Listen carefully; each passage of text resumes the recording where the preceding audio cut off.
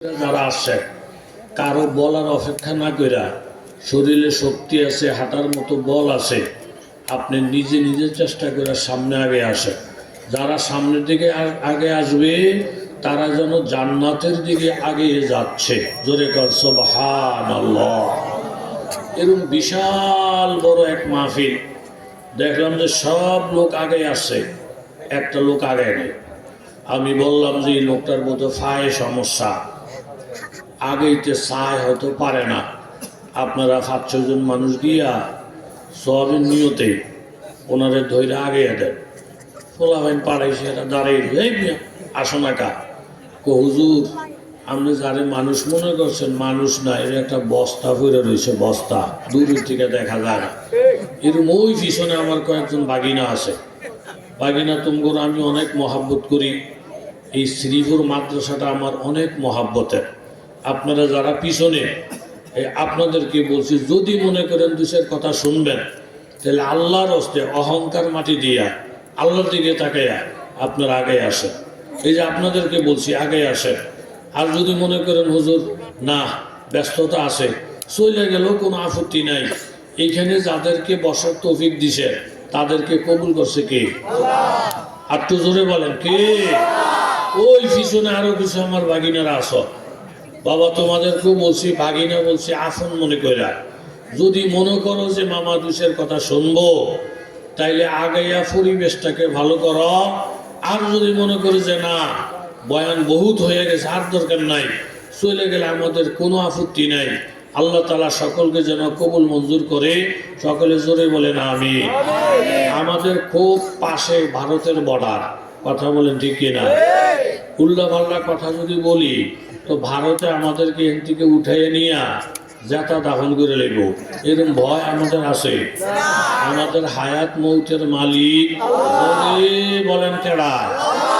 যার কলিজাটা অনেক বড়, আল্লাহর উপরে ভরসা করে চলে, মানুষের খোদা মানে না, হায়াত মৌত এই সব কিছুর মালিক জোরে বলেন কে? জোরে বলেন কে? হায়াত মৌতের মালিক যদি কোনো মানুষ হইতো, কোনো নেতা হইতো, এর দলের লোকের হায়াত দিয়া আমরা সবাই মৌত দিয়া অল্প দিনে গোরস্থান বানিয়ে দিত। কথা বলেন ঠিক কিনা? রিজিকের মালিক জোরে বলেন কে? রিজিক যদি কোনো নেতার উপরে থাকতো তাহলে আপনারা তো মোটামুটি ঠেল্লা ফাড়াফাড়ি কইরা কিছু রিজিক লইতে। আমগরে দেখলে যারা হুজুর দেখলে চমকে ওঠে, এই হুজুরকে ধরা, হুজুরকে ধরা, হুজুরকে বিষয়টা ফরে, হুজুরকে বিষয়টা ফরে। আমগো মরণ ছাড়া আর বিকল্প কোনো পথ ছিল না। কথা জোরে বলেন ঠিক কিনা? এই জন্য জরুরি গুরুত্বপূর্ণ বিষয়গুলো আল্লাহ কারো হাতে না দিয়া এটা নিজের হাতে রাখছেন। কথা বলেন ঠিক কিনা? ভারত তো দূরের কথা, আল্লাহ ছাড়া কাউকে ডরায় না। এরকম খালেস মোমেন কয়েকজন থাকলে আমি আস্তে একটা তকবীর দেবো, আপনারা আসতে বলবেন, সীমান্ত এলাকা ভারত যেন না শোনে। নারায়ে তাকবীর, নারায়ে তাকবীর। সুবহানাল্লাহ। ইমান তো দেখো অনেক কোটি। আমগো হায়াত মতের মালিক ভারত না, হায়াত মতের মালিক একজন সাহাবী। ওনার বিবি স্বামীর থেকে বিবি সুন্দরী বেশি। সাহাবী বিবির অনেক মহাব্বত করে। এই লড়াচড়া করো না কাকা, চুপটা অল্প কথা বলবো। তৌফিকের মালিক জোরে বলেন কে? বিবি অনেক রূপসী, অনেক সুন্দরী। বিবিকে একদিন বললেন, বিবি আমাকে 1 গ্লাস ঠান্ডা পানি দাও। বিবি ঠান্ডা পানি জোগাইতে গিয়া দেরি হয়ে গেছে। আইসা দেখেন স্বামী ঘুমে। এখন যদি ডাক দেয় ঘুম ভাঙবে, ঘুম ভাঙলে কষ্ট হবে। আবার যদি বিবি ফানিটা রেখে চলে যায় তাহলে সেবাটা 16 আনা হয় না। কথা কন ঠিক নেই? এই জন্য ঠান্ডা পানির গ্লাসটা হাতে নিয়ে স্বামীর ঘুম কখন ভাঙবে নিজের হাতে সেবাটা করতে পারে এই নিয়তে দাঁড়ায় আছে। গভীর রাত্রে স্বামীর ঘুম ভাঙ্গার পরে দেখেন এই সুন্দরী বিবি ঠান্ডা পানির গ্লাস হাতে নিয়ে দাঁড়ানো। বিবির এই কর্মে স্বামীর মায়া বাড়ছে না কমছে? কথা কর, বাড়ছে না কমছে? তাইলে দোয়া চাইয়া পাওয়া যায় না, দোয়ার কাজ করলে দোয়া পাওয়া যায়। কথা কর ঠিক নেই?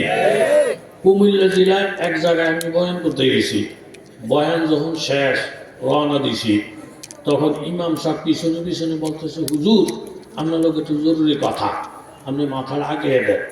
আমি গ্লাসটা খুলে মাথাটা আগিয়ে দিলাম। উনি আমার কানে কানে বলতেছে, যে হাজি সাহেব আপনাকে দাওয়াত দিয়ে আনছে, এই হাজি সাহেবের ঢাকার শহরে কয়েকটা বাড়ি, টাকার কোনো অভাব নাই, আপনি রাস্তার মধ্যে ওনাকে বুঝে বইলেন আমার বেতনটা যেন বাড়াইয়া দেয়। আমি বললাম, চুপচাপ চুপচাপ, কথা বেশি করে না, জানলা, আমি ব্যবস্থা করব।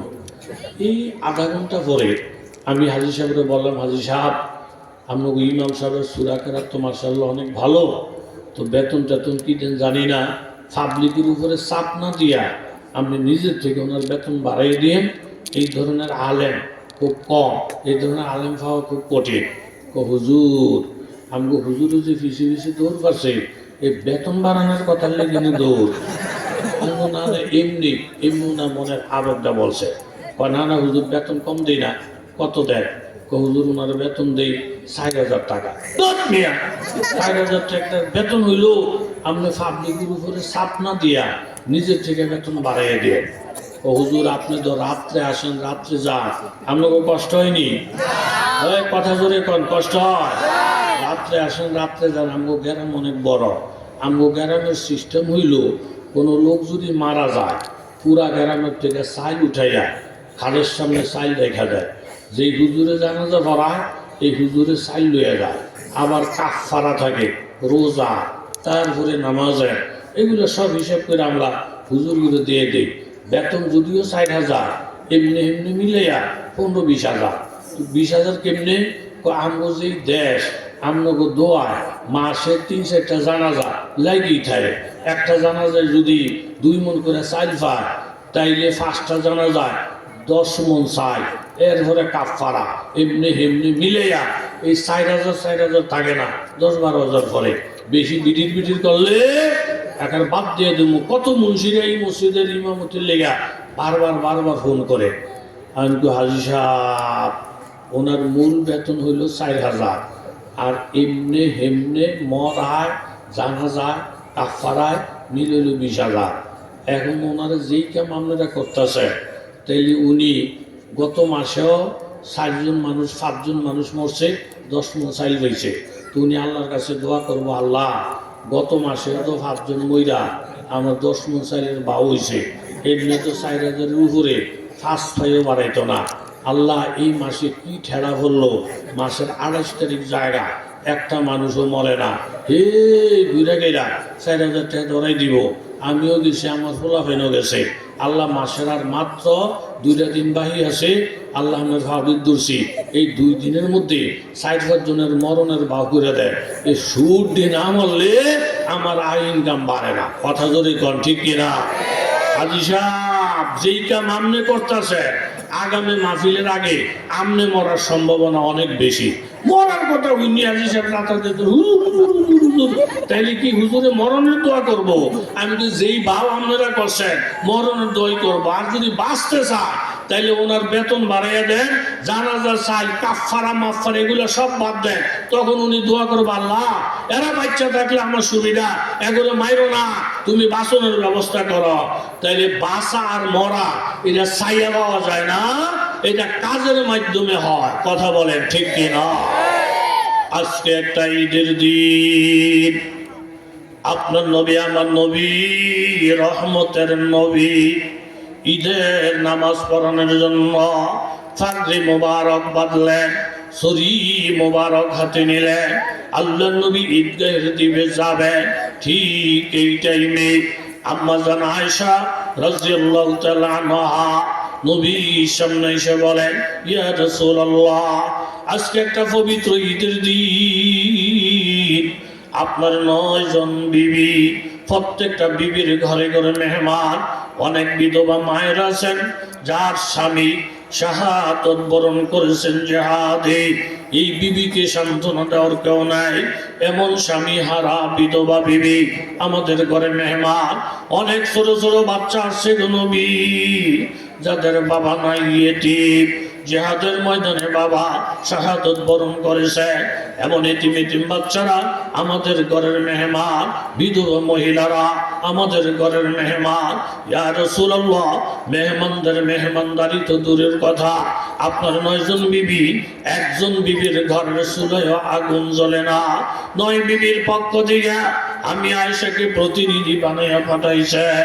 আমার নবীকে খবরটা জানাও, নবীর পরামর্শকে প্রাধান্য দাও। আল্লাহর নবী কথাটা শুইনা কোনো জবাব না দিয়া সোজা ঈদগাহের দিকে চলে গেলেন। মা ইয়ান্তিকু আনিল হাওয়া ইন হুয়া ইল্লা ওয়াহয়ুন ইউহা। আমার নবী জরুরি কোনো কথা, জরুরি সমাধান আল্লাহর পক্ষ থেকে জিবরাইল না আসা পর্যন্ত নিজে নিজে দিতেন না। আল্লাহ নবী খামোশ হইলেন, সোজা ঈদগাহে চলে গেলেন। নামাজ কলমা শেষ কইরা আল্লাহ নবী যখন আবার ফিরিয়ে আসলেন, আইসা নজর করে দেখেন বাবা, ছোট্ট ছোট্ট বাচ্চাদের পরনে রং বেরঙের কাপড় দেখা যায়। এক একটা বাচ্চার হাতে বিভিন্ন আইটেমের খাবার দেখা যায়। প্রত্যেকটা ঘরের থেকে খাওয়ার সুগেরান এইভাবে মুখরিত, পরিবেশটা ভিন্ন দেখা যায়, আনন্দের বন্যা বইতে দেখা যায়। আল্লাহ নবী সরকারি দোয়ালম আয়েশা রাদিয়াল্লাহু আনহাকে জিজ্ঞাসা করলেন, ও আয়েশা সিদ্দিকা, তোমাদের ঘরের চুলায় নাকি আগুন জ্বলে না, অথচ এখন পরিবেশটা ভিন্ন, বাচ্চাদের পরনে জামা কাপড়, এরকম প্রত্যেক ঘরের থেকে খাবারের ঘেরান, শিশুরা আনন্দে উৎফুল্ল হইয়া লাফালাফি করতেছে। এই খাবার পাইলা কোথায়? এই খাবার কে পাঠাইয়া দিল? আম্মা জান আয়েশা বলেন, ইয়া রাসূলুল্লাহ, আপনি ঈদগাহে চলে যাওয়ার পরে আপনার 2 মেয়ের জামাতা ওসমান গনি রাদিয়াল্লাহু তাআলা আনহু 9 শাশুড়ি আম্মার জন্য 9টা উট বুঝাই কইরা এই পরিমাণ খাবার, এই পরিমাণ কাপড় চোপড়, এই পরিমাণ রসদ বুঝাই পাঠাইছে। আমরা সারাটা দিন যদি নবীর উসমানের হাদিয়া বিতরণ করি, দিন শেষ হয়ে যাবে, কাপড় হাদিয়া শেষ হবে না, খাবার বিতরণ করা শেষ হবে না। এই পরিমাণ খাবার, এই পরিমাণ কাপড়, এই পরিমাণ খাদ্য ওসমান গনি পাঠাইছেন। অথচ এত খাবার দিয়ে ওসমান রাদিয়াল্লাহু আনহু নবীর কাছে দোয়া চায় নাই, বলে না ইয়া রাসূলুল্লাহ, আমি দিছি, আমার জন্য দোয়া করেন। দোয়ার কাজ করলে দোয়া পাওয়া যায়। নবীজি কথাটা শুই না আমার নবীর কলিজা ঠান্ডা হয়ে গেল। ওসমান তো ওই সাহাবী, তবুকের যুদ্ধে 30,000 মুজাহিদ, হযরত ওসমান গনি 20,000 মুজাহিদের ঘোড়া থেকে শুরু করে সমস্ত সামান নিয়ে নবীর কাছে হাজির। ইয়া রাসূলুল্লাহ, এই 20,000 সাহাবী যুদ্ধ করার জন্য যত সামান লাগবে, আমি একা হযরত ওসমান 20,000 মুজাহিদের সামানের দায়িত্ব নিলাম। সুবহানাল্লাহ, আইনা মুখ দিয়া আর কবেল লিগা সুবহানাল্লাহ, জোরে বলেন সুবহানাল্লাহ। মাশাআল্লাহ, পুরা প্যান্ডেল ভরা। আল্লাহ একটা লোকের খালি হাতে ফিরাইয়ে দেব না, প্রত্যেকের ওলি বানায়া, কামেল বানায়া বাড়িতে যাওয়া তৌফিক দান করো। জোরে বলেন আমিন, জোরে বলেন আমিন। আল্লাহ নবী বলেন, মা দররা উসমান মা আমিলা বাদাল ইয়াউম মাররাতাইন। ও ওসমান, আজকের পরের থেকে নিয়ে তুমি যদি আর কোনো আমল নাও করো, জান্নাতে যাওয়ার জন্য আজকের এই একটা আমল তোমার জন্য যথেষ্ট হবে। লিকুল্লি নাবিয়্যিন রাফীকুন ওয়া রাফীকি ফিল জান্নাতি ওসমান। আল্লাহর নবী বলেন, প্রত্যেক নবীদের জন্য বন্ধু আছে, আর ওসমান জান্নাতে আমার বন্ধু হবে, ওসমান জান্নাতে আমার বন্ধু হবে। আল্লাহর নবী যখন শুনলেন ওসমান 9 বিবির জন্য 9 উট বুঝাই কইরা মানসামানা পাঠাইছে, সাথে সাথে আমার নবী, রহমতের নবী, নিজে নিজে হাত উঠাইলেন, দোয়া চাওয়া লাগে না বাবা। হাত উঠে নবী বললেন, ইয়া রহমান সাহিলিল হিসাব আলা উসমান।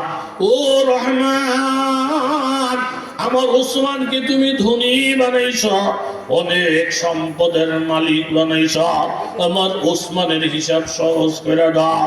হাদিস শরীফের মধ্যে আসছে রে, যেই 10 জন সাহাবী দুনিয়ায় থাইকা জান্নাতের সুসংবাদ পাইছে, তার মধ্যে একজন সাহাবী হযরতে ওসমান। হযরত ওসমান যখন আল্লাহর আদালতে আল্লাহর সামনে হাজির হবে, আল্লাহ তাআলা বলবেন, ওসমান তোমার হিসাব পেশ হয়। ও ওসমান, আমি আল্লাহ তাআলা ঘোষণা করলাম, তুমি ওসমান বিনা হিসাবে জান্নাতে চলে যাও। সুবহানাল্লাহ। তলহা ইবনে বরা, হযরত বরা রাদিয়াল্লাহু আনহুর ছেলে তলহা, শিশু একটা বাচ্চা, যখন আল্লাহর নবী মক্কা থেকে হিজরত করে গেলেন, কোথায় গেলেন? মাগো, আমার ভাগিনারা কাকারা কথা বলে না, মক্কা থেকে হিজরত করে কোথায় গেলেন কথা বলেন। কোনো লাজ লজ্জা আসেনি আপনাকে কথা বলতে? মুখের মধ্যে কোনো ফানি ভরা টরা আসেনি? না। বলে হুজুর ফানি ভরার কথা এসে করতে গা বেরি বাহির দেশে বেড়াইতো, গিয়ে গিয়ে অন্য বোন খালাতো বোনকে সুখ শান্তির দেখা মেডিকেল কান্দে। 14 জনের এসে তো সাফা এটা করে না, মাথা করছে না, কান্দেন কা কত কোহাল আল্লাহ কত সুখ, আর আমার কোহালো দুঃখ। কি দুঃখ? আমার স্বামীটা খারাপ, শ্বশুর শাশুড়ি আরো খারাপ, গোষ্ঠীটা আরো খারাপ, কথা কথা মাইদুরি করে। বেরিরা তো আবার একজনে বিপদে পড়লে 14 জনে বুদ্ধি দেয়, কথা কোন ঠিক নেই। আমি যদি কুমিল্লার থেকে 14 গ্রামে আসে, আমরা স্ত্রীর পাশে একটা বেড়া বসা, আমাদের ঘরে বাবি সব জিগেছে 14 গ্রাম থেকে কেমনে এসেন, ক বাসে। আপনার লোকে কি বেড়া বইছে না বেরি? আমার লোকে বেড়াই বইছে। বেড়ার বাড়ি কই? আমি জিগেই না। হ্যাঁ, কি চাকরি করে? কুইতান কিছু জিগে না। আর একটা মেয়ে লোক যদি কুমিল্লার থেকে আমরা 14 গ্রাম ওঠে, বাসের মধ্যে হোক টেম্পুর মধ্যে হোক, উঠতে যদি দেখে পাশে একটা বেটি বয়ে দিয়েছে, উঠতে কেউ আফা আফা বিয়ে সাথে উচিনি, ঘটনাতে সুখ শান্তি আসেনি, জামাই দেখে পুতের বডি কেমন, এ গোড়াইয়া ভিতরের নারী বুড়ি সব বান্না করলে বেটি ঘাটের কথা জমায় না, কথা জোরে কর ঠিক কিনা? আল্লাহ আল্লাহ নবী বলেন যে তবু জামাই বোর মধ্যে ব্যামি। হা, অমুক জায়গায় আমার একজন ফিট আছে, স্বামী স্ত্রীর মহব্বতের তাবিজ দিল্লি, লাইলি মজনুর বাপ, লাইলি মজনুর বাপ, তাড়াতাড়ি যা তাড়াতাড়ি যা। আপনাকে কষ্ট হইতেছে নি? মুনাজাত ধরে লইতাম গেছি বিশ্বাসের কাছে, হুজুর আমার তাবিজে দুনিয়ার মেয়ে লোকের স্বামী স্ত্রীর মহব্বত চেতাইছে, হুজুর আমার জামাই খারাপ, ওর হরি খারাপ, স্বামী যেন মহব্বত করে মহব্বত চেতানোর একটা তাবিজ দেন। হুজুরকে মাকে সব দোষ সামনে স্বামী শ্বশুর শাশুড়ি, আপনার কোনো দোষ নাই। হুজুর আমার অল্প হুজুর দোষ কি? স্বামী যদি একটা গালি দেয়, আপনাকে দোয়া আমি 14টা জবাব দেয়। কয়টা কথা কছে রে বলাবেন, কথা কয়টা? হুজুরে টের পাইছে বেরির রঙে মার খায় না, বেরি মার খায় মোহের খাইতে, কথা কম ঠিক নেই। তো মাগো আপনার সিধা করার ওষুধ আছে, একটু বসে। হুজুরে একটা বোতল পানি পইরা দিছে মেয়ে লোকটারে, মাগো স্বামীরা তো খাইচত খারাপ, বহি করে একটা কইলে আপনার 14টা জব দেন, আমি তো টের পাইছি আপনার রোগ ধরতে পারছি। এই ফরাফারানা নিয়ে আলমারির ভিতরে তালা দিয়ে ধুয়ে দিবে, তিয়াইয়া যখন ঝগড়া স্টার্ট করবো এনতে ফরাফানি মোহর মধ্যে দিয়া আপনি চাইয়া থাকবেন, কোনো জব দিবেন না। যদি জব দেয় একটা ফোড়াফানি যদি বাইরে করে আপনি মরবেন, একটা ফোড়াফানি যদি ফেরত ভিতরে যায় আমরা 5টা ফোড়াফানি মরবো। খবরদার এই ফোড়াফানির লোকে টালটি বালটি, কথা কন টালটি বালটি। আপনারা হইছেন আমার মন মতন শ্রোতা, বুবা মাসের লোকের কথা বললে কোনো মজা আছে? এই আপনারা হইছেন মন মতন, আল্লাহ এই তাকে উচিলে আমারও আপনি কবুল করেন, ধরে কন আরে ঠিকই। তারও গাইছ খারাপ, আয়োজন ঝগড়া স্টার্ট করছে, বেরি তাড়াতাড়ি ফরাফানিটা মহদিয়া ছাইয়া রয়েছে, কত আলাইয়া ফালাইয়া, হ্যাঁ কথা কাছাকা তোর খাইছ খারাপ, কথা কাছাকা। বেরি কথা কইতাম নি, তোর নারী মুরগি বার করে লাইতার তার অনেক কথা কই যদি পানি করে হয় আমি মরবো, নাইলে আমার হোলা হয়নি মরবো। তোর যা মনে চা ক, যা মনে চা ক, বেরি ইতিমের মতো ছায়া রয়েছে, কথার জব নাই, মুখের মধ্যে কি এই পিছনের বাগিনারা কথা কর, মুখের ভিতরে কি আপনাকে মহে পানি করা আসেনি নারাই তাকবি। একদিন যায়, 2 দিন যায়, 3 দিন যাইতেছে রে বাবা, বিবির কোনো জবাব নাই, বিবির মুখে পানি পড়া। বিবি চিন্তা করে দেখছি আমার জীবনের থেকে, আমার সন্তানের জীবনের থেকে অনেক বড় দাম, স্বামী যা মন চাই তাই বলো। একে একে 3 দিন ঝগড়া চললো, বিবির পক্ষ থেকে কোনো জবাব নাই। 3য় দিন যাওয়ার পরে হঠাৎ স্বামীর মনটা নরম হয়ে গেছে, বিবিরে ডাক দিয়ে বলেন, বিবি গো আমার, আজকে 3টা দিন চলছে, আমার তরফ থেকে গালিগালাজ, আমার তরফ থেকে জুলুম অত্যাচার, কিন্তু তুমি কোনো জবাব দাও নাই। আজকে 3 দিন তোমার আমল দিঘা আমার একটা বিষয় খুব পরিষ্কার হয়ে গেছে, বিবি গো তুমি যেমন তোমার জবানটারে হেফাজত কইরা উল্টা পাল্টা কথা বইলা আমার মনের মধ্যে কষ্ট দাও নাই, তোমার থেকে আমি শিক্ষা নিলাম, কানে ধরে তওবা করলাম, আমিও আমার জবানটারে অনার্থক খরচ কইরা তোমার মনে কষ্ট দিব না। এখন স্বামী আর স্ত্রী দুইজনে যখন জবানটারে কন্ট্রোল করার জন্য দায়িত্ব গ্রহণ করে ফেলছে, এখন ঘরের মধ্যে আর ঝগড়া নাই, ঘরের মধ্যে কোনো তুফান নাই। আমার নবী হাদিসের মধ্যে ইরশাদ ফরমান, মাইয়াজ মানলি মা বাইনা লিহিয়াইহি ওয়া মা বাইনা রিজলাইহি আজমান লাহুল জান্নাহ। ও উম্মতের নরনারীরা, খুব মনোযোগ দিয়ে শোনো রে বাবা, এই এত বড় দেহটা হেফাজতের দায়িত্ব যদি নিতে না পারো, 2টা পা অনেক বড় বড়, হাত অনেক বড় বড়, বডিটা অনেক বড় বড়, এত বড় শরীরের দায়িত্ব যদি তোমরা নিতে না পারো, 2টা অঙ্গ হেফাজতের দায়িত্ব নাও। মাইয়াজ মানলি মা বাইনা লিহিয়াইহি ওয়া মা বাইনা রিজলাইহি আজমান লাহুল জান্নাহ। একটা হইলো জবান, আরেকটা হইলো লজ্জার স্থান। এই লজ্জার স্থানটাকে এই বর্তমানে ফিতনা ফাসাদের জমানায় জিনা বেবিচারের থেকে বাঁচাইয়া রাখার দায়িত্ব যদি নাও, জিরমুহু সগীরুন ইসমুহু কবীরুন। আপনার আমার জিহ্বাটা ছোট, কিন্তু গুনাহ করে বসে অনেক বড় বড়। 80 বছর পর্যন্ত আল্লাহরে গালিগালাজ করলে, নবীরে গালিগালাজ করছে, কলমা পড়ে নাই, আখিরাত বিশ্বাস করে নাই। 80 বছর পার হয়ে গেছে, হঠাৎ করে দিলের মধ্যে আল্লাহর ভয় ঢুকে গেছে, আখিরাতের ভয় ঢুকে গেছে। একটা মাহফিলের মধ্যে গিয়া একজন আল্লাহওয়ালার বয়ান শুইনা দিলটা নরম হয়ে গেছে।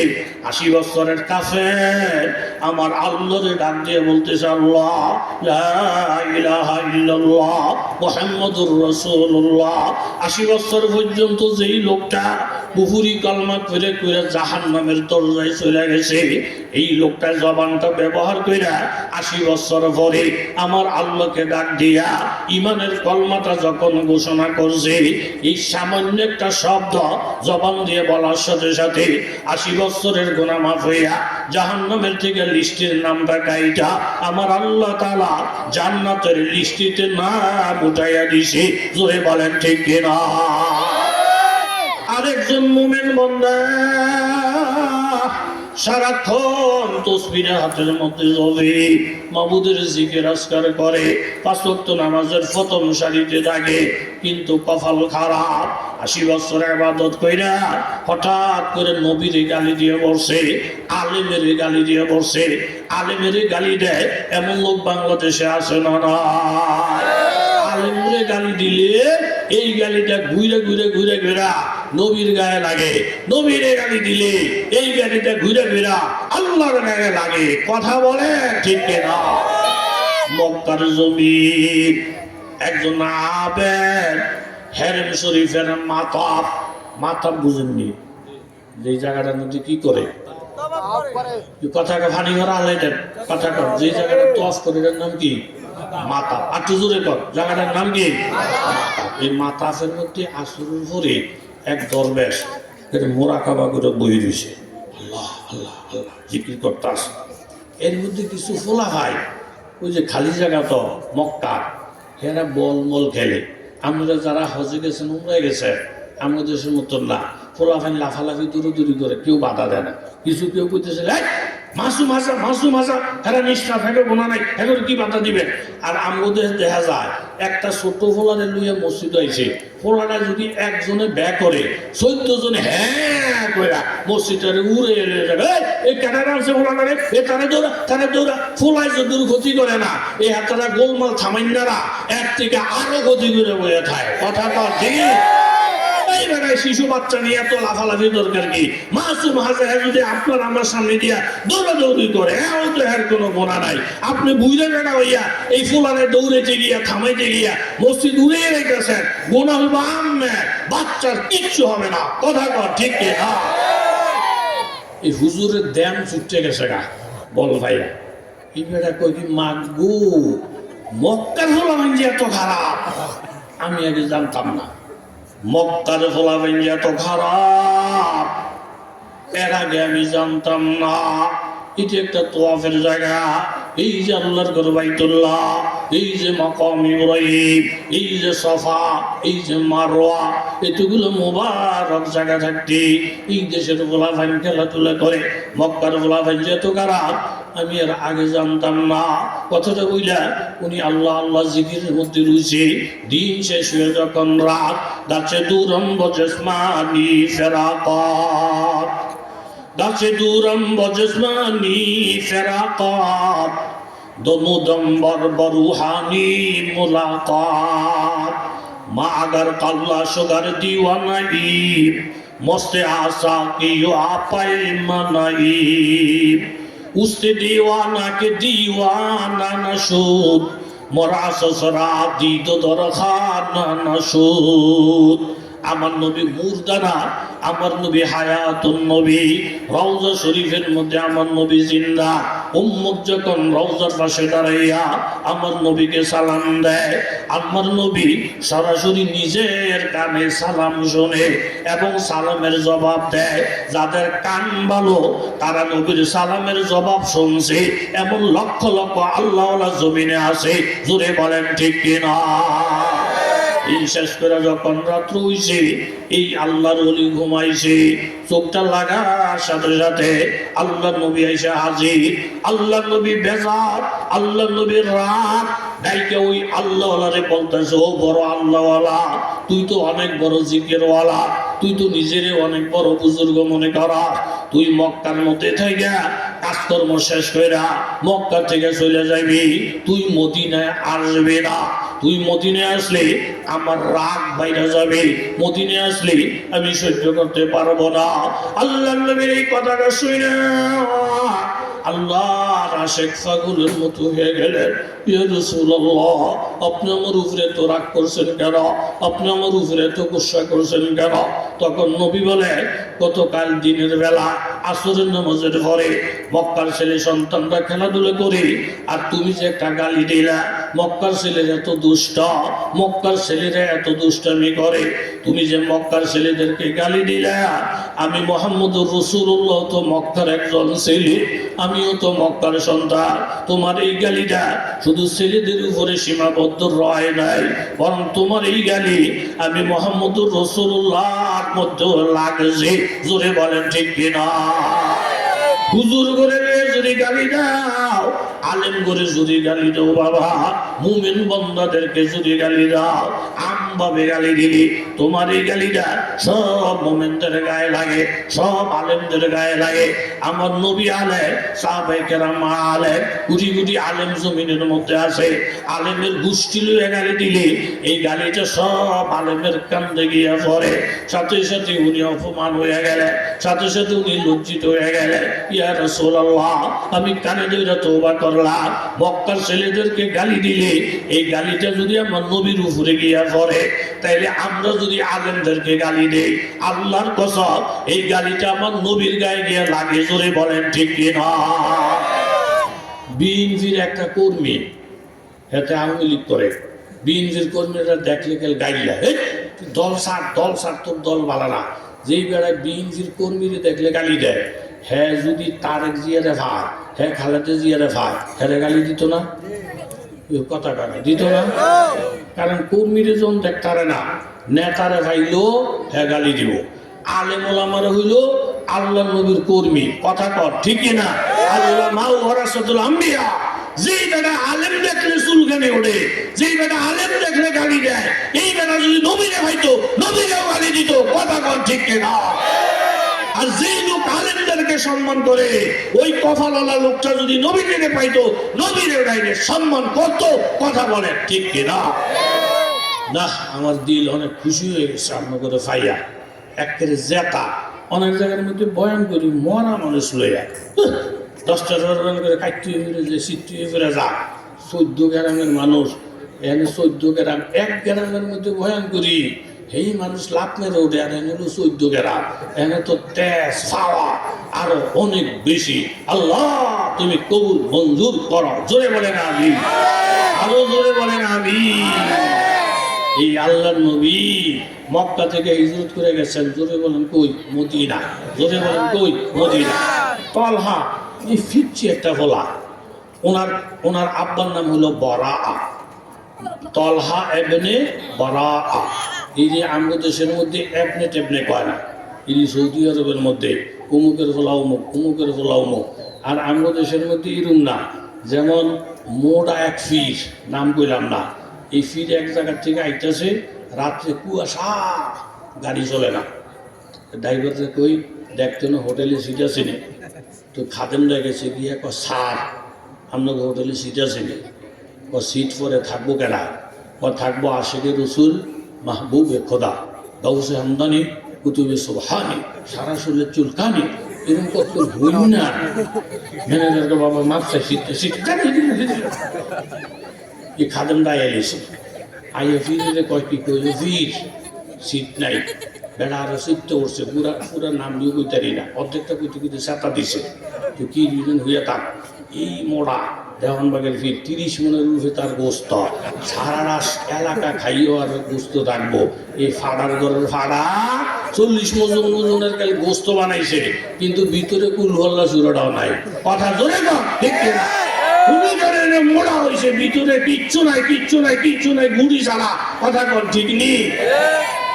সকালবেলা ম্যানেজার আইয়ে দেখে ভাগ্য এই মোটা এক হুজুর, আমার লোকে খাদেমটাও আসে, এই বেড়া এই হুজুর এনে মশার কামড় গায়, তুই কইলে একটা সিট দিতাম, ক সিট না চাইছিলাম, আমি যদি না করলেন, কয়টা সিট চাইছিলেন, একজনের, আপনি কি 16 জনের নাম কইছেন, এই বেটা তোরে তো ইংরেজি বোঝে না, মনে করছে আশিক রসুল একজন, মাহবুবে খোদা আরেকজন, গাউসে হামদানি 3য় জন, কুতুবে সোবানি 4র্থ জন, এরকম উহাদি কইতেছে গন্তাছে, উহাদি কইতেছে গন্তাছে, বইনা যায় 16 জন, এত সিদ্ধ নাই, মানুষ কি একজন কহা, তুই 16 জনের নাম কইলি, ফিরে লাভ 2 টাকা আল্লাহ, বেশি টাইটেল টুইটেল দিয়া এ দুনিয়াতে জায়গা পাই না, কবরে জায়গাও পাইতাম না, টাইটেলে চলতো না, চলবো হইল আমলে, কথা বলেন ঠিক।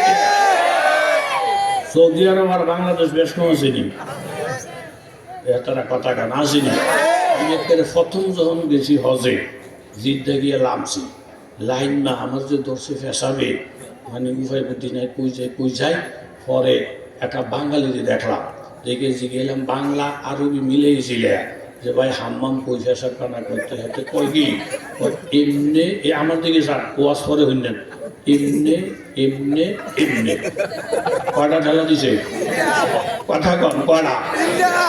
তো আমি যাইতে গিয়ে দেখি একটা আরবি লোকের জিগেইলাম যে ভাই এই হাম্মাম এদিকে নিয়ে বেড়া গেছি এমনে এমনে, এক ঠেলা মারিছি, 2 ঠেলা রয়েছে, আরবি জন করছি এমনি এমনি, আমি একটা ঠেলা গিয়া আরবির দিকে চাইছি যে আমি ঠিক মতো যাইতেছি, এতে করছি কি 2টা বুইরা আঙুল দেখাইছে, আমি লগে হিরা গেছি, কারণ আমরা বাঙালি হিসেবে বলি বুইরা আঙুলটা দেখাইলে আমরা বুঝি তুমি আমার লোমটা বুঝছো, কথা কোন ঠিক নেই।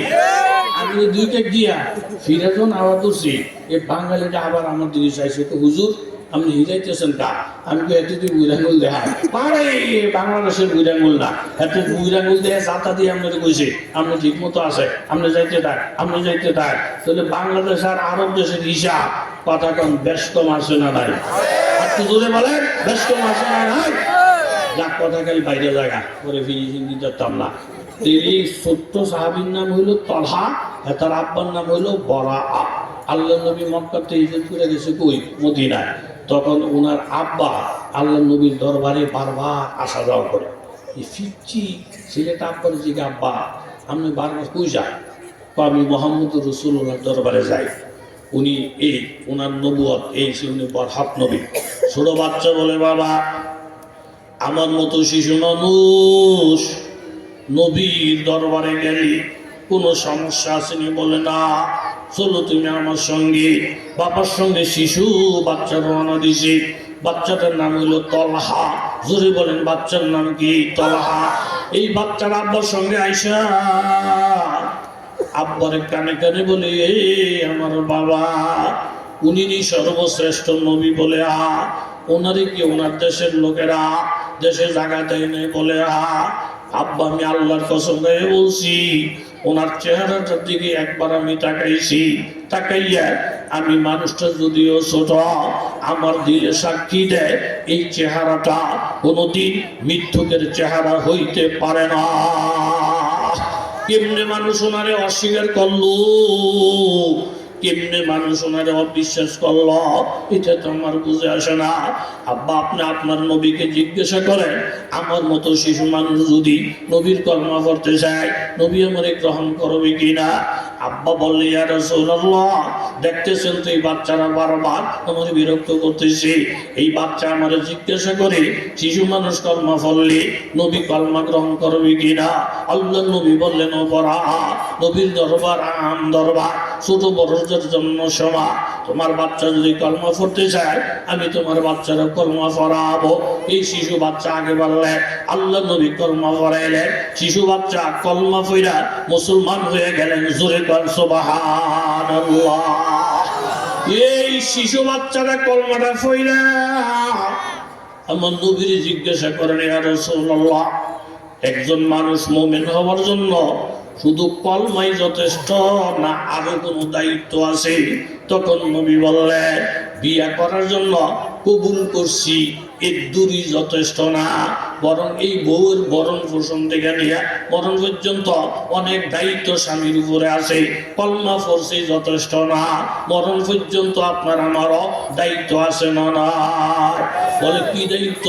ওমাইয়ুতিল্লাহ ওয়া রাসূলা ফাকাদ ফাজা ফাওজান আযীমা।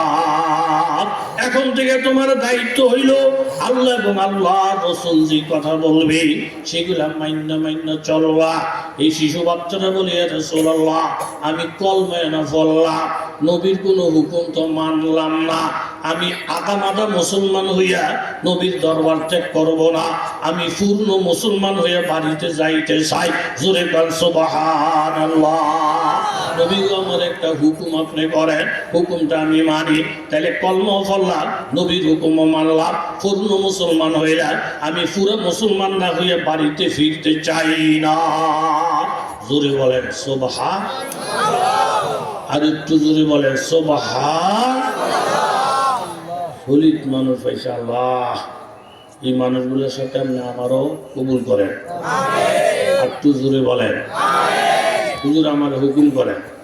নবী কয় মিঠা মিঠা হুকুম তো যেমন সিন্নি খাওয়ান সুন্নত, মিষ্টি খাওয়ান সুন্নত, এই সুন্নত পালন করি না মাইসের অভাব নাই। কথা কোন ঠিক নেই? মাঝে মাঝে বিদুর্মীদের হাতে ফিটা ফাটা খাওয়াও, কথা কোন ফিটা ফাটা খাওয়াও কি এইটা করলে হুজুর রাখেন একটু ফেসব করে আইস একটু বুঝছে লই একটু চিন্তা ভাবনা করে লই, তখন বিশ্রেয়া লোক সংখ্যা পাওয়া যায়। কথা কোন কি? নবী বলেন মা গু হেতে সোদ ঘুরি ধরে বুঝছে এতারা আমি হুকুম করতাম, এতে হুকুম মাইন্না কলম পড়ছে, হুকুমও মানছে, মাইন্না খাঁটি মুসলমান হয়ে বাড়ি যাবে। নবী কয় হুকুম মানবা কহা, তাহলে আমার হুকুম তোমার আব্বাকে জবাই করে দাও। এই তোমার আব্বা একটা তলোয়ার হাতে একটা কুপ দিয়ে তোমার আব্বার কল্লাটা ফালাই দাও। তাহলে আব্বার কল্লা ফালানোর কথা বলছে কে? নবী। জোরে কম কে? বাবার দাম বেশি না নবীর দাম বেশি? মা গো আমরা খাঁটি মুসলমানেরা এই কথার জবাব দেব না। লোক তো হাতে গোনা কয়েকজন, বাবার দাম বেশি না নবীর দাম বেশি? নেতার দাম বেশি না নবীর দাম বেশি? দেশের দাম বেশি না নবীর দাম বেশি? আল্লাহু আকবার। এই কথা বুঝুন না লোক, এই মজলিসে আল্লাহ রাখছে, আল্লাহ মজলিসে কামিয়াব করেন, জোরে বলেন আমিন। কথাটা শোনার সাথে সাথে বাবা নবী সাহাবী তলহা তলোয়ারটা হাতের মধ্যে লইয়া এমন জোরে একটা দৌড় দিছে। নবী হুকুম করছেন বাবারে হত্যা করতে, আমি হত্যাই কইরালাম, কারণ আমার বাবার থেকে নবীর দাম বেশি, আমার বাবার থেকে নবীর হুকুমের দাম বেশি। যেমন ইব্রাহিম খলিলুল্লাহ আল্লাহ হুকুম করছেন সন্তান জবাই করতে, সাথে সাথে তলোয়ার নিয়ে সন্তানের গলায় চালাইয়ে দিয়েছে। শিশু বাচ্চা হুকুমটা পাইয়া তলোয়ার নিয়ে যখন দৌড় দিছে, কাছাকাছি যাওয়ার পরে এমন নবী বললেন, তলহা আর সামনে বাড়তে হবে না, আমি তোমার মনটা পরীক্ষা করলাম, তুমি ফাঁস হয়ে গেছ, তোমার বাবার থেকে নবীর কথার দাম তোমার কাছে অনেক বেশি। এটার প্রমাণ যখন তুমি দিলা, আমি মুহাম্মদুর রাসূলুল্লাহ তোমার উপরে রাজি হয়ে গেলাম। আমি দোয়া করি আল্লাহ যেন তোমার উপরে রাজি হয়, জোরে কর সুবহানাল্লাহ। এই বাচ্চাটা যখনই মসজিদে যায়, ছোট বড় সকলে তারে করে লয়, সুমা গায়। একদিন এসে খালেস মুসলমান হইয়া নবীর দরবার থেকে উঠছে। এইভাবে চলতেছে বাবা, হঠাৎ করে শিশু বাচ্চারা অসুস্থ, এসব নামাজ পড়ে আসছে নবীর পিছনে। এই অসুস্থ বাচ্চাটা আম্মারে ডাক দিয়ে বলে, আম্মা হায়াত মৌতের গ্যারান্টি নেই, শারীরিক অবস্থাটা ভালো মনে হয় না, মনে হইতেছে গো মা পুরাটা রাত্র আমি বাঁচবো না, গভীর রাত্রে যদি আমার মরণ হইয়া যায়, আমার মরণের কথা নবীর জানাইও না, নবী যেন আমার জানাজায় না আসে, নবী যেন আমার বাড়ির মধ্যে না আসে, তোমরা মিল্লা জিল্লা জানাজা দিয়ে আমার দাফন করে ফেলল। এই শিশু বাচ্চাটার কথা শুই না মা চমকে উঠলেন, বাবা নবী তোমার এত ভালোবাসে, নবীর কেন রাত্রে খবর দিব না, নবী কেন জানাজা আসবে না, নবী কেন দাফন কাফনে আসবে না, এটা কেমনি নিষ্ঠুরের মতন কথা বলল রে বাবা। তখন বাচ্চাটা বলে, মাগো আমাদের বাড়ির থেকে নবীর বাড়ি 3 কিলোমিটারের রাস্তা, পথের মধ্যে ইহুদিদের বাড়িঘর আছে, রাত্রিবেলায় যদি নবী খবর পায় তলহা মারা গেছে, নবী আমার দেখার জন্য আমাকে বাড়ির দিকে রওনা দিবে, জানাজা পড়ানোর জন্য আসবে, আমার নবী যদি আমাকে দেখার জন্য রওনা দেয়, পথের মধ্যে যে ইহুদিদের বাড়িঘর, এই ইহুদিরা আমার নবীরে একা ভাইয়া যদি নবীরে মার দেয়, নবীরে যদি আক্রমণ করে, নবীর উপরে যদি হামলা করে, আমার কারণে যদি নবী মার খাইব মা, আমি আল্লাহর কাছে চেহারাটা দেখাইতে পারবো না। আমার নবী নিরাপদে থাকে, নবীর দোয়া যদি আমার মধ্যে থাকে, নবী জানাজায় না আসলে, নবী কাফন দাফনে না আসলে, নবীর দোয়া থাকলে আমি কামিয়াব হয়ে যাব, জোরে বলেন ঠিক কিনা? যেমন কথা এমন কাজ, রাত্র যখন গভীর, এই শিশু তলহার দুনিয়ায় নাই, মা চিন্তা করলে ছোট্ট মানুষ নবীর ব্যাপারে কত দরদ, রাত্রিবেলায় নবীর রওনা দিলে ওই ইহুদিরা মারধর করতে পারে, নবীরে জানাইলেন না, নিজেরা কাফন দাফন কইরা জানাজা দিয়া দাফন করে দিলেন। সকালবেলা যখন বাবা মসজিদের মধ্যে গেলেন, ইয়া রাসূলুল্লাহ আপনার কলিজার টুকরা সাহাবী তলহা তো দুনিয়ায় নাই, বলে কোথায় কবরে, আমারে কেন জানাইলা না? বলে ইয়া রাসূলুল্লাহ আপনি রাত্রিবেলায় আসলে ইহুদিদের পক্ষ থেকে কষ্ট পাইতে পারে, এই জন্য আপনারা আসতে বলে নাই। তখন নবীজি বুঝতে পারছেন এই শিশু মানুষটা আমার জন্য কত ভালোবাসা। নবীজি বললেন, চলেন তলহার কবরটা জিয়ারত করে আসি। কাশকুল নামে একটা কিতাব, মুফতি শফি সাহেব রহমতুল্লাহ আলাইহির লেখা, ওই কিতাবের মধ্যে বয়ানটা আছে। তখন নবীজি কবরের কাছে গেলেন, গিয়ে নবীজি একটা দোয়া করলেন, নবীজি একটা দোয়া করলেন, আল্লাহুম্মা আলকি তলহা আনতা তাযহাকু আলাইহি ওয়া হুয়া ইয়াযহাকু আলাইকা। নবীজি দোয়া করলেন, হে আল্লাহ আপনি তলহার সাথে দেখা করেন, আপনারে দেখা তলহা যেন হাসি দেয় এবং আপনিও যেন তলহারের দিকে হাসি দেয়। আমি মুহাম্মদুর রাসূলুল্লাহ এই মুহূর্তে তলহার মুখের হাসি দেখতে চাই, আমার আল্লাহর হাসি দেখতে চাই, জোরে বল সুবহানাল্লাহ। কুল্লু নাবিয়্যিন ইউস্তাজাব, সমস্ত নবী রাসূলের দোয়া আল্লাহর কাছে কবুল হয়ে যায়।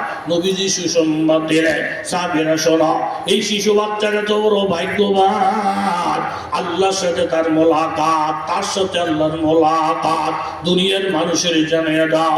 এই শিশু বাচ্চার মতো নবীর ভালোবাসা নিয়ে যারা জমিনে থাকবে তাদেরকে ঠকানোর মতো শক্তি পৃথিবীর কারণে জোরে বলেন ঠিক কিনা? ও যেখান থেকে কথা শুরু হয়েছিল, আউলে এলেছেন, আউলে আমাদের কথা, স্বামীর ঠান্ডা খানি বউ দাঁড়াই দিয়েছে, কথা মনে আসেনি? এই দুর্পয়া মোনাজাত দিয়ে এলাম, আপনাকে কষ্ট হয়ে গেছেনি? কার কষ্ট হয়েছে হাত তোলেন? কি বাপ রে বাপ, কার কষ্ট হয়েছে হাত তোলেন? ওই উত্তরবঙ্গে গিয়া আমি পুতুর ফেসে টেসে জিজ্ঞেসি জাহান্নামে যাবেন কে, কার তোলেন? বন্যা দিয়ে ৪৫টা হাত উঠছে। ওই যে তো কথা কর, ওই যে তো জায়গা করা কিছু ঠিক নাই। দেখেন এতক্ষণ বয়ান কইরা গোড়ার মধ্যে আইসি, এরপরে এতক্ষণ গিটটা ঠিক আছে, মালি ঠিক আছে, পানি দিয়ে খারে দিয়েছে স্বামীর কাছে, কেরা? বিবি। স্বামীর চোখ খুললে দেখে বিবি, হ্যাঁ আমি ধুয়ে যেতে পারতাম কিন্তু আমার কষ্ট হইব, এই জন্য পানি দিয়ে দাঁড়াই গেছি। এখন এই ব্যবহারটা দেখে এমনি বিবি সুন্দর, আমার দেখেছে এই ব্যবহার, স্বামীর মনটা খুশি না বেজার? সবাই বলে না খুশি না বেজার? হেতে আবেগের মধ্যে আইয়া বিবিরে বলতেছে, বিবি তুমি এমন একটা ব্যবহার আমারে দেখাইছ, আমার কলজাটা খাইতে লুয়ে গেছে। এই মুহূর্তে তুমি আমার কাছে যা চাইবা, আমার যদি দেওয়ার ক্ষমতা থাকে, তুমি যা চাইবা আমি ওয়াদা করলাম তোমারে তা দেব, তুমি যা চাইবা আমি ওয়াদা করলাম তোমারে তা দেব। খুশির খেলা আবেগে, বা আমি যা চাই দিবে, ওয়াদা ও ওয়াদা, তাহলে আমি আপনার কাছে তালাক চাই, আমার অক্ষর তালাক দেব। ওয়াজ বুঝেননি আপনারা, আমার থেকে বেশি বুঝেন। আমি আপনাকে তুলনায় সাইরা নাও বুঝি না। বেড়া তো মাথার মধ্যে আসমানটা ভেঙে বসে, ইন্নালিল্লাহ মহাব্বতের ঠেলায় আমি কইলাম তুমি যা চাইবা তা দেবো। বউ দেখি আমার কাছে তালাক চায়, এই টাইমে যদি বউরে তালাক দেই, হ্যাঁ বাঁচবো, আমি তো মরমো। আর তালাক যদি না দেই তাহলে তো আমার ওয়াদা খেলা হয়ে যায়। বেড়ায় ফরসিনী একটা বিপদ, কথা কর, ফরসিনী বিপদ। বউরে জিগে, বিবি তাইলে কি তুমি এতদিন অশান্তির মধ্যে আসিলা? না, তো দরকার নাই। কি লিখে তুমি সুযোগ পেয়ে আমার কাছে তালাক চাইলা? বলে এটা আমার মনের কথা মনে আসে, তো তোমার তালাক দিলে তো আমি মরমু টেনশনে, আর তালাক যদি না দেই তাইলে তো ওয়াদা খেলাফের গোনা। তো চলো তুমি আর আমি, আমরা দুইজনে এই ঘটনাটা বইলা ফয়সালা নিয়ে আসি। আকায়ে তাজেদের মদিনা মুহাম্মদুর রাসূলুল্লাহ, সকলে বলেন সাল্লাল্লাহু আলাইহি ওয়াসাল্লাম। হাল্লা জয় মোমেন কি নয় শান্নইয়া, হাল্লা জয় মোমেন কি নয় শান্নইয়া, গুফতার মে রফতার মে আল্লাহ কি বুরহান, কাহারি ও গাফারি ও কুদ্দুসি ওয়া জাবরুত, ये चारा अनासर तो बनता है मुसलमान। ও এলাকার যুবক তরুণ বাবারা, ব্যবসায়ী বাবারা, পর্দা নিশিন মায়েরা শোনো, এখন এই স্বামী স্ত্রী দুইজনে পরামর্শ কইরা যদি আপনারা তালাক দেওয়া না লাগে, সেটা আল্লাহর নবী বলবে। আর তালাক যদি দেওয়া লাগে, ওয়াদা ঠিক রাখার জন্য আমি এবার কেমনে ডাকম, চলো আমরা দুইজন আল্লাহর নবীর দরবারে যাই। যেহেতু তুমিও নবীর সাহাবিয়া, আমিও নবীর সাহাবি, নবী যখন জীবিত আছে, ফয়সালার মালিক আল্লাহর নবী। স্বামী স্ত্রী দুইজন আল্লাহর নবীর কাছে ফয়সালার জন্য যখন রওনা দিলেন, পথের মধ্যে গিয়া হঠাৎ হোঁচট খাইয়ে ফইরা স্বামীর পাউটা ভাঙ্গা গেছে। রক্তের ফোয়ারা যখন শুরু হয়ে গেছে, তখন বিবি সাহেব তার শরীরের থেকে ওড়নাটা নিয়ে স্বামীর রক্তগুলার আগে ঠেকাইলেন, মজবুত করে একটা বান দিলেন। বান টান দিয়া এখন স্বামীরে বলতেছেন, স্বামী চলেন বাড়িতে চলে যায়, আমার আর তালাক দেওয়া লাগবে না। আমি আগেও আপনার বিবি, এখনো আমি আপনার বিবি, আর তালাক দেওয়া লাগবে না। তখন স্বামী জিজ্ঞাসা করলেন, বিবি এখন তুমি রহস্যটা খুললা বলো, সারা দুনিয়ার মানুষ যেন বুঝে ওই সময় তুমি তালাকটা চাইছিলে কেন, এখন আবার ফিরে গেলে কেন? বলে তালাকটা চাইছিলাম এই জন্য, এইবারের বউ হইয়া যেদিন থেকে আসি সেদিন থেকে নিয়ে আজকের দিন পর্যন্ত এই ঘরের মধ্যে কোনো বালা মুসিবত, কোনো বিপদ আপদ কিচ্ছুই দেখি না, শুধু সুখ আর শোক, সুখ আর শোক। বেশি সুখ কিন্তু লক্ষণ ভালো না। আল্লাহ তাআলা কোরআনের মধ্যে বলছেন, ফালাম্মা নাসু মা যুকিরু বিহি ফাতাহনা আলাইহিম আবওয়াবা কুল্লি শাই। বান্দা যখন আল্লাহরে ভুলে যায়, যেমন ফেরাউনে ভুলে গেছিল, সাদ্দাতে ভুলে গেছিল, হামানে ভুলে গেছিল, মানুষ যখন আল্লাহরে 16 আনা ভুলে যায়, তখন আমার আল্লাহ ফাতাহনা আলাইহিম আবওয়াবা কুল্লি শাই, তার জন্য সব দরজাগুলা খুইলা দেয়। মাটিটা দলে শূন্য হয়ে যায়, নির্বাচনে দাঁড়াইলে ফাঁস হয়ে যায়, বিদেশ যাইতে চাইলে ভিসা পাইয়া যায়, অথচ এক ওয়াক্ত নামাজও পড়ে না, আল্লাহরে মানে না, নবীরে মানে না। মানুষ যখন গুনার চরমের মধ্যে ফুইসা যায়, তখন আল্লাহ সুবিধা বাড়াইয়া দেয়। যেমন মানুষের যখন ফাঁসির অর্ডার হয়ে যায়, তখন সুযোগ সুবিধা পাইয়া যায়, যা খাইতেছে তারে খাওয়াইতে দেয়। কোরবানির সময় যখন কাছে যায়, তখন কোরবানির গরুর খাওয়ান লোহন বাইরে যায়, গোসল বাইরে যায়, ফুলের মালা বাইরে যায়। এগুলো কিন্তু লক্ষণ বালা না। আল্লাহ যখন বেজার হয়ে যায়, তখন তার সব দরজা খুইলা যায়। আমি বাড়িতে বউ হয়ে আসার পরে কোনো বালা মুসিবত দেখি না, তখন আমি মনে মনে ভাবছি, আমার স্বামীর উপরে বোধহয় আল্লাহ নারাজ, এই সংসারটার উপরে বোধহয় আল্লাহ নারাজ। কেন কোনো বালা মুসিবত নাই, কেন কোনো পরীক্ষা নাই? এই জন্য সুযোগ পাইয়া আপনারা বাদ দিয়া চলে যেতে চাইছিলেন, কিন্তু নবীর দরবারে রওনা দিয়া আপনার যখন ফাউটা ভাঙ্গে গেল, রক্তক্ষরণ শুরু হয়ে গেল, এটা তো একটা মুসিবত, এটা তো একটা বিপদ। মুসিবত তারে দেয় যারে আল্লাহ মহাব্বত করে। এখন আমার একই হয়ে গেছে, আমার স্বামীরে আল্লাহ ভালোবাসে, নাইলে বিপদ দিত না। এই জন্য তালাক চাই না, আল্লাহ ওয়ালার সঙ্গে থাকতে চাই। জোরে গান সুবহানাল্লাহ, আল্লাহু আকবার। বিপদে বলাসা এটা মুমিনের লক্ষণ। আর এরকম দিন দিন তেল মারতে থাকা, বিপদ নাই, বালা নাই, মুসিবত নাই, পরীক্ষা নাই, এগুলা কাফের মুশরিকের লক্ষণ। কথা বলেন ঠিক কিনা? নারে তাকবীর। একটা কথা বলি শেষ। হযরত মারিয়াম মা বাবা নিয়ত করলেন বাইতুল মুকাদ্দাসের খেদমত করবে। কথা কর ঠিক নেই? এই মেহরাবের মধ্যে রাইখা মা বাবা চলে গেলে, কুল্লামা দাখালা যাকারিয়াল মিহরাব ওয়াজাদা ইনদাহা রিজকা ক্বালা ইয়া মারইয়াম আন্না লাকি হাযা ক্বালাত হুয়া মিন ইনদিল্লাহ। মারিয়ামের খালু হযরত জাকারিয়া আলাইহিস সালাম, উনি মসজিদের ইমাম। মেহরাবের মধ্যে শিশু বাচ্চাটা রাইখা জাকারিয়া নবী যখন মহল্লায় চলে যাইতেন দ্বীনের খেদমতের জন্য, দ্বীনের দাওয়াতের জন্য, ওই মহল্লার থেকে বুঝে গেলা মেহরাবের ভিতরে যখন ঢুকতেন, দরজা বন্ধ, জানালা বন্ধ। জাকারিয়া নবী ঢুকে দেখি মারিয়ামের সামনে এমন এমন ফল ফুরুট যেগুলো আরব দেশের মধ্যে নাই, এই টাইমে আশেপাশের কোথাও নাই। হযরত জাকিরে জিজ্ঞাসা করে, মা দরজা বন্ধ, জানালা বন্ধ, তুমি মৌসুম ছাড়া এত এত ফল কই থেকে পাইলা? ক্বালাত হুয়া মিন ইনদিল্লাহ। শিশু বাচ্চা মরিয়ম বলে, খালুজান এই ফলগুলো আমার আল্লাহ আসমান থেকে আমার জন্য পাঠাইয়া দিয়েছে। ওই সুবহানাল্লাহর আওয়াজ নাই তো? আর একটু জোরে কর না। বেড়া আমরা প্রশংসা আমার করণই লাগবে। যেখানে যাই যে রাত্র গভীর পুরা প্যান্ডেল ভরা, একটা মানুষ লড়ে না। তাইলে মরিয়ম যে আল্লাহর খুব দামি, বুঝার আর ভাই আসেনি? কথা কর, ভাই আসেনি? যে যত দামি হইব তার উপরে কিছু পরীক্ষা নিরীক্ষা আইবনি, আইবনি। এই আমাদের উপরে পরীক্ষা নিরীক্ষা চলছে বিভিন্ন দেশ থেকে, বিভিন্ন জায়গা থেকে চোখ রাঙ্গায়। বাংলাদেশের দিকে নজর করছে, চোখ রাঙ্গালে কাম হবে না।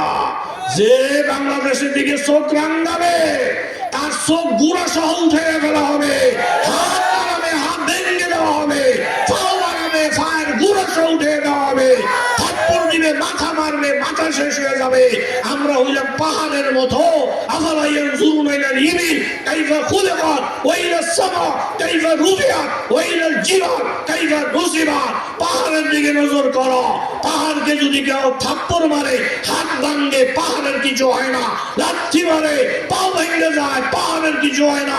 মাথা দিয়ে ঠুস মারে, মাথা চূর্ণ হয়ে যায়, পাহাড়ের কিছু হয় না।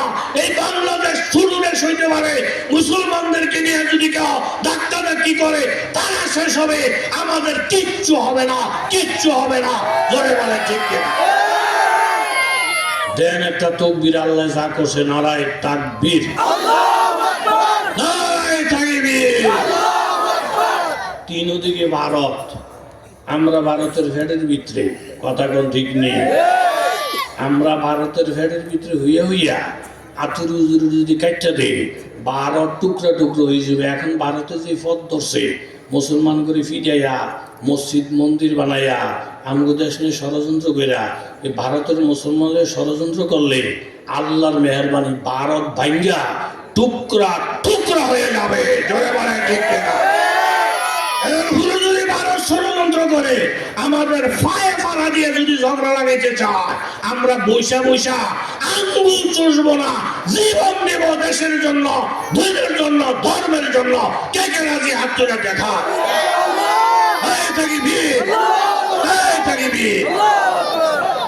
ঐক্যমত হইয়া না, আলাদা আলাদা গ্রুপিং হইয়া ঐক্যবদ্ধ হওয়ার দরকার আসেনি। জামাই বউর মধ্যে ঝগড়া, হ্যাপি এই করো, তাই বউ এই করো, কারো কারো মিল নাই। জামাই বলছে, এই তুই স্বামীর লোকে মিল, তোর কহাল খুলবো, তোর স্বামীর ফাঁক তোলে বেহেস্ত জুটবো, স্বামী তোর উপরে সন্তুষ্ট থাকলে তুই বেহেস্ত যাইতে পারবি। কই যাইবে সুরে রে? ও আজ নসিহতে তাবিজে তোমার কিচ্ছু ধরে না। বেড়ার মনে গেছে খারাপ, সুর ধরে না কিচ্ছু। হঠাৎ একদিন রাত্র গভীর, ইতি বুঝেন বৌলায় এদের ঘরের থেকে উঠা জামের গরো গেছে, গিয়ে হাতারে দইরা হামলা করে দর্শের বেড়াকে আল্লাহ সুর দ্বারে এই রাইত আল্লাহ কেমনি হেদায়ত দিল রে। পানি ঘোরা লাগলো না, ওয়াজ লাগতো না। হেতি দিয়ে হেতির ঘরের থেকে উঠাইয়া আমার ঘরে আঞ্জা করে ধরছে। এতে মুনাজাত করছে, আল্লাহ আল্লাহ আমাকে সুর দ্বারে তুমি হেদায়ত দিছ, এটা আটটু হেদায়ত দাও, এটা মানুষ করো, এটা হয়টা লম্বা করে দাও, ছাগল ছাগল তুমি ভালা করছো, আটটু ভালা করে দাও। হেতে যে গেলে বদর বদর করতেছে মুনাজাত দইরা বেরি গাড়ে থো মুনাজাত বেড়া। ও কিসে? ও ঘরের মধ্যে আঙ্গু ঘরের মধ্যে চোখ দুইটা আমার জিনিসপত্র টানাটানি শুরু করছে। এখন আমি চিন্তা করলাম, মাগো আমি যদি আলাদা বইতে এতে হেন বইয়া থাকে, তো চোরাই প্রথম আমার জিনিস নিব, এরপরে আমার আলগিতে নিব, এই ফাড়ারও নিব। কথা কোন ঠিক নেই? এখন আমি রাগ টাক সব ভুলে গিয়া আমার রুমের থেকে উঠটা আপনার রুমে আইয়া আমরা যখন আঞ্জা করে ধরছি, আমরা দুইজন একমত হয়ে গেছি, ওই যে দেখেন চোর ফলাইতেছে। জোরে কেন আল্লাহু আকবার। আর কি বাকি রয়েছি নিয়ে বয়ানে? কেডা আলিয়া মাদ্রাসা, কেডা কওমি মাদ্রাসা, কেডা খাবিন্নাবাদী, কেডা হুন্নাবাদী, কেডা মাদ্রাসা আর কেডা ইউনিভার্সিটি, এইগুলা ভাগাভাগির টাইম এখন নাই, টাইম শেষ। বলে ঠিক কেনা? আল্লাহর রাস্তায় মনটারে বড় করেন, আল্লাহর রাস্তায় দিলটারে বড় করেন। কে কওমি, কে আলিয়া, কে স্কুলের, কে কলেজের, কে সরকারি, কে বেসরকারি, এগুলা দেখে দেখে ফোক বাচ্চা গ্রুপ হইয়া আমরা শেষ হয়ে গেছি। এখন সব বাদ দিয়া মুসলমান কিনা, মানুষ কিনা, এতটুকু বিবেচনা করে এখনো যদি আমরা সব দল একমত হয়ে যায়, ইহুদি নাসারা খ্রিস্টানের বাচ্চারা ফলানের জায়গাও পাবে না।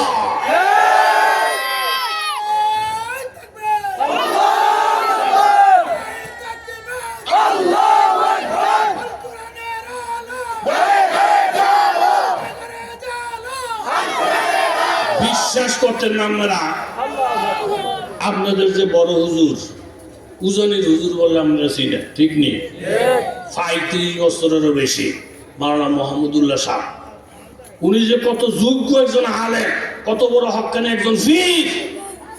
গত সপ্তাহখানেক আগে ঢাকাতে আমাদের এক জায়গায় ওনার বয়ান, আমি সরাসরি ওনার বয়ান শুনি নাই, আমি ওনার বয়ান শুনি না মুগ্ধ হয়ে গেছি যে এত সুন্দর বয়ান আল্লাহ পাক ওনার ভিতরে রাখছেন।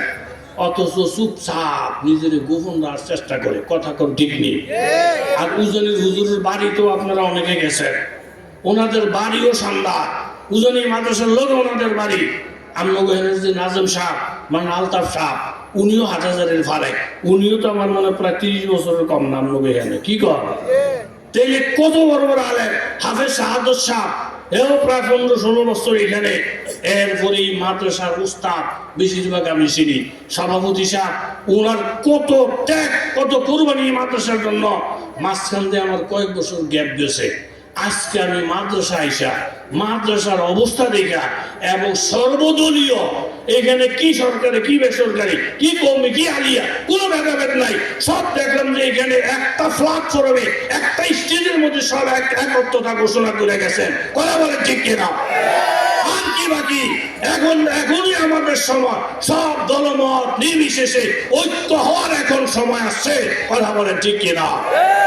ইহুদি নাসারারা সামনে আইতো না, দূরে থেকে সুষ্টিফে, কথা কোন ঠিক নেই। ঘরের মধ্যে চোখ ঢুকছে, বেড়া গরিব, বউটাও গরিব, সোরা ঢুকে আতাহাতি করতেছে। বউটাকে এই সোর হাতের কাছে এসে ধরে, আপনারা বিরক্ত নিয়ে আবার হেতে করে আমি ধরতাম না কিল্লিগা। ও সোরের ঠাস করে যদি ধরি, তারে ফিটে তৈব, মার তৈব, থানার গিয়ে একটা মামলা দিতে হইব, পুরাটা রাত আমার শেষ হয়ে যাবে। তুই কি সোর ছাড়া দিবে? কয় না। এই ওঠেন গিল্লিগা কাকা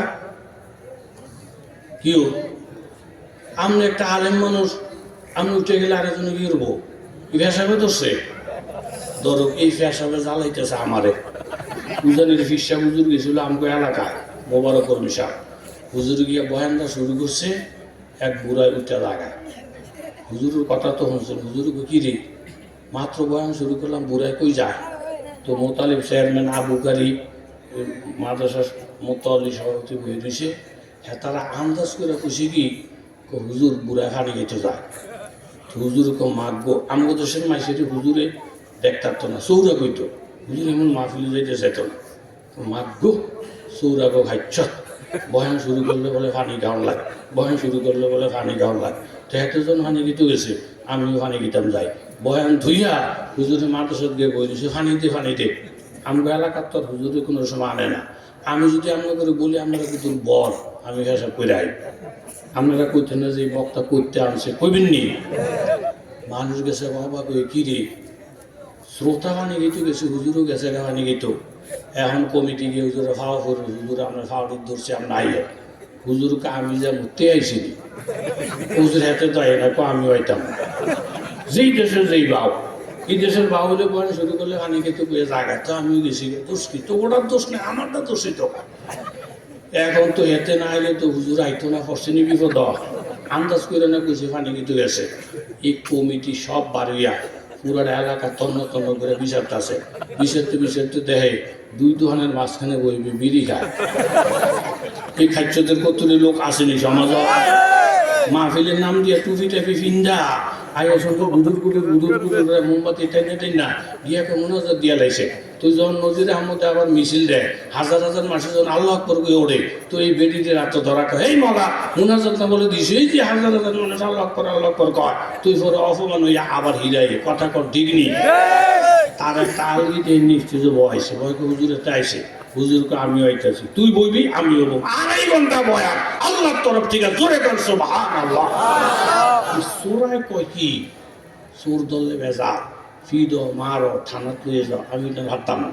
তাইলে সোরের সাইডে দিবেন, কয় না আমার কাম হইলে হইয়া একটা ফ্যাস লাগাই দেব, যেই ফিটা চোরের আমি ফিরটা, এই ফিটাটা তাকে দলের লোক দিয়ে ফিরাম। এখন মুসলমানের মধ্যে লাগানোর বাও, আলেমের মধ্যে লাগানোর বাও, তবলিগলার মধ্যে লাগানোর বাও, এই ফোনটা মিয়ার শয়তানি ইহুদি নাসারারা দূরে থেকে সুষ্টিফে, কথা কম ঠিক নেই। এই সোরাই যখন রাস্তাটা দিয়ে উঠছে, এতে লারা দিয়ে উঠছে, উঠটাকে ওই ও সোরাই আমার 5 লাখ টাকা লয়ে গেল, একেবারে শেষ, খুন করে গেছে। আরে সোরে ধরতে পারলে ধরেন, ও আমার 5 লাখ টাকা লয়ে গেল, শেষ, আমি নেই। বউকে মগার ঘরের মগা 5 লাখ টাকা হইব কই, ফার্স্টে আসেনি তোর ঘর, মিথ্যা কথা ফাইসুত কর, মিথ্যা ফাইসুত কর, চুপ কর। আমি এখান থেকে একটা মিথ্যা আওয়াজ দিয়ে দিলাম, আমার 5 লাখ টাকা লুয়ে গেছে। রাস্তা তো উঠলে তার দলের লোক আরো আসেনি, তারা কথা কয় না, আসেনি। তারা ফেসে ধরবো কিরে কিরে সৈয়দ আলী কয় কি বেড়াটি কইতেছে 5 লাখ টাকা করে আর সব মুসুক তাসুক কা বাদ দে আদিনি হয়ে যাবো এতে আগে বুঝে ঘুরছে কাম করে মারুন করতে চা ভাগ দে তে কইবা আমি না আনি না, আবার যখন কেউ ভাগ দে কইবা আনি না। তাহলে যেই ফিটাটা আমি ফিটটা এই ফিটা তার দলের লোকেরা ফিটাইয়া হতাই লইব। আমার কাম হইলো ফেস লাগাই দেওয়ার নিজেদের মধ্যে। কথা বলেন ঠিক কিনা? এই ইহুদির বাচ্চারা দূরে থেকে দেখা ফেস লাগাই দিতেছে। আজকে তবলিগের মধ্যে দূরে গ্রুপ, আলেমের মধ্যে গ্রুপ, নাজরুলের মধ্যে গ্রুপ, কিন্তু আমরা ইহুদি নাসারা চক্রান্তে পাও দিব না, না দিয়ে আমরা বলবো আমরা সব ঐক্যমত হইয়া মাঠের মধ্যে যখন লাইমা যাব ইহুদি নাসারারা ফলানের জায়গা পাবে না। কথা বলে ঠিক কিনা? সুরদুক স্যারে কয় কথা বলবো একদিনে যে শ্রদ্ধা হইলো ফাড়া, আমরা কষ্ট হইনি শ্রদ্ধায় কি ফাড়ান ফাড়ান কথা কম কি যার ঘরে দুঃখতে ও ফাড়ান ফেটে ফট করে সুর ধরে লাইছে দুইটা তার ফাউডি বান্ধিছে, বান্ধি একটা গাছের তলে ধুয়ে গেছে থানা গিয়ে ওসি সাহেব ওই কি পুলিশ ফাড়ান কিলি সুর ধরছে সুরকু কসুর গাছ তলে ধুয়েছি কসুরের ভাড়া দেখে ও ভাড়া দিন নাই ওসি তো মাগো তোর ভাড়া দিন না থাকে তো হলাইছি বোগা ও হলাইব কেমনে ফাও বাইলে ধুয়েছি ওসিকে আডভান্স এমনি এত কাম না আরেক ফাড়ায় না দৌড় দিব ফাও দিয়া ফাও বান্ধা আডভান্স দরকার কি ওসি কাম নিশাতেন কা আত্রি যদি খোলা থাকে এই আট দিয়া যদি কুটুর করে এতে ফায়ার বান ছুটে এলায় পয়সাতে মাথাটা তার দিয়ে কই না লীলা আমার ব্যাগের মধ্যে তো দড়ির অভাব আছে না। আমি চিন্তা করছি দৌড় দিব ফাও তো বান্ধা এনে যে দুনিয়ার ফ্যাস হাতখোলা থাকলে ফাও উড়ান যায় কতক্ষণ চুপচাপ থাকে পৌঁছি সাপ চোর যায় না চলে ও কেমনি বুঝলেন ও হাতখোলা থাকলে যে ফাও উড়ান যায় এটা যখন আমার মাথার দোহে নাই তার মাথা তো ঢুকতো না। আমিও হারানতেও কথা কন আমিও হারানতেও গোষ্ঠী এক তাই নাকি হা চলে কমে গিয়ে যদি ফাড়ায় বসে দুধটা ফিটা দিয়ে খাই থানাটারে মামুর বাড়ি মনে করছে ফলে যেতে গেলি না ওকে বলে কেন সাপ কাউদিনের খিচ্ছা বাইন্দে ধুয়ে গেছে আত্রি না বলা ছিল ওই না লীলা মাথার মধ্যে ধরে না এটা বুঝে তো সার বুঝি না আমিও ভাড়ান তুইও ভাড়ান আমার মাথা তো ধরে না তার মাথা তো ধরে না। এও আমরা কেন বাংলা ভাষায় না কোনো আরবিও না ইংরেজিও না এই বাঙালি হয়ে যদি কেউ নবীর বিরুদ্ধে যায় আল্লাহর বিরুদ্ধে যায় কোরআনের বিরুদ্ধে যায় তুমি যেই দেশে আমরা ওই দেশে যেই দেশে থেকে কোরআনের বিরুদ্ধে কথা বলবা ওই দেশে থেকে তোমার টেঙ্গি আমরা ভাঙ্গা দিব কথা জোরে বলে ঠিক। এই জন্য দোস্ত এখন কথাবার্তা পরিষ্কার আর দল উপদলের দরকার নাই। আজকে এই শ্রীগুর মাদ্রাসার মধ্যে তার দৃষ্টান্ত দেখাই দিছে কথা কোন ঠিক নেই। সব দলের লোকে স্টেজের মধ্যে বক্তব্য রাখছেন সভাপতি সাহেবের থেকে নিয়ে ওনার বন্ধু সার্কেল সব স্টেজের থেকে বক্তব্য রেখে দেখাইছে। এইখানে কে কওমি কে সরকারি এগুলো বিচারণের টাইম নাই। সব দলের লোক আমরা এক হইয়া যখন মানে নামিয়ে পড়বো ইনশাল্লাহ বিজয়ের পতাকা আমরাই উত্তোলন করবো কথা বলে ঠিক কিনা দোস্ত। এই জন্য আর কথা বাড়াইলাম না, রাত্র গভীর হয়ে গেছে। আজকে কয়জন ছাত্ররা ভাগ দিছে? কয়জন? 11 জন ছাত্র ভাগ দিতে পারির কথা। এরপরে উজানির হুজুর মাওলানা মোহাম্মদুল্লাহ সাহেব মদ্দুজুল আলী, এরপরে মাওলানা আমনের এই যে বললাম আলতাফ সাহেব এইসব হাটাদের পারে, মোহাম্মদুল্লাহ সাহেব বড় আলেম, আলতাফ সাহেব পুরান মানুষ, হাফেজ শাহাদুত সাহেব পুরান। আমি যে কজন উস্তাদের চিনি এখানে সব যোগ্যতা সম্পন্ন কথা কোন ঠিক নেই। এবং উজানির হুজুরের প্রতি আপনাদের এত একটা ভালোবাসা ওনার আমলের কারণে উনি বলছে যে অনেক টাকার প্রয়োজন জায়গাটা রেজিস্ট্রি করতে। আমার একটা আত্মবিশ্বাস অল্প দিনের মধ্যে টাকার ব্যবস্থা করে দিব। জোরে বলেন কে? জোরে বলেন কে? বিবি মরিয়ম এত দামি, আল্লাহ ওনার পরীক্ষা করছে না? বিয়া না শাদী না, ফ্যাটের মধ্যে কি বাচ্চা, ফ্যাটের মধ্যে কি বাচ্চা, উদ্দেশ্য হলে আল্লাহ তাআলা পরীক্ষা করবো। এই জন্য দোস্ত আজকে আপনাদেরকে মিল মতো ফাইয়া আমি মনের দিক থেকে অনেক খুশি। সর্বোচ্চ 11টা পর্যন্ত বয়ানের টার্গেট করছি। 11:10 বাজে ইনশাআল্লাহ এই মাদ্রাসার প্রতি আপনারা লক্ষ্য রাখবেন। এরকম নিয়ত কার কার আছে হাত তুলেন দেখি। দেখছি নারায়ে তাকবীর। আপনাদের কলিজার টুকরা এই মাদ্রাসাটা। আমি এতদিন পর আজকে দেখা আশা করি আগামীতে ইনশাআল্লাহ দাওরা হাদিস খুলে লইব। আপনারা সহযোগিতার হাত বাড়াইবেন না? আর দুজনের হুজুরের মাওলানা মোহাম্মদুল্লাহ সাহেব হুজুরের মোহতামশ হুজুরের গলার আওয়াজ দেখলাম একবারে বসে গেছে। এই মাদ্রাসার পিছনেই তো শ্রম দিয়া এই কাঁচা দাড়ি নিয়ে আইসে আপনার সমাজে। এখন দাড়ি কাঁচা আসেনি না সাদা? সাদা হয়ে গেছে। আপনারাও ভালোবাসেন হুজুররে, হুজুরও আপনাদেরকে অনেক ভালোবাসেন। আর আজকে আমি এত গোলমাল দেখছি, কিন্তু বয়ানের মধ্যে মানুষ এত নিরিবিলি, এত শান্ত, বিশ্বাস করেন আমার কলিজাটা ঠান্ডা হয়ে গেছে। আমি মনের থেকে দিল থেকে দোয়া করি। হুজুরের একটা ছেলে শহীদ হয়ে গেছে আপনারা জানেন। এরপরে জুনায়েদ আমার বয়ানের আগে, জামিল আহমদ আমার বয়ানের আগে নবীজির শানে একটা কসিদা পড়ছে, শুনছেন না?